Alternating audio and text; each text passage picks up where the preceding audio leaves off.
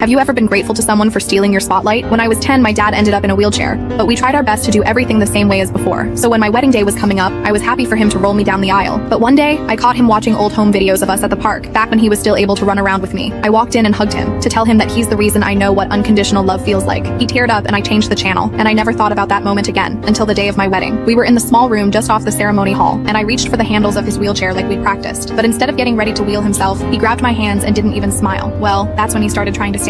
My heart dropped because the aisle was at least 50 feet, and he hadn't walked more than 10 since the accident. The room went silent, and all the eyes shifted from me to him. When he stood up, I looked at him, and that's when he finally smiled and said, "Just trust me." Turns out he'd been in intense physical therapy for over a year, all for my big day. I thought I'd be the one holding him up, but honestly, I think he was holding me. By the time we made it down the aisle, half of the audience were in tears and blowing their noses. He stole the spotlight that day, and we now have this incredible inside joke for the rest of our lives together. Have you ever been grateful to someone for stealing your spotlight? When I was 10, my dad ended up in a wheelchair, but we tried our best to do everything the same way as before. So when my wedding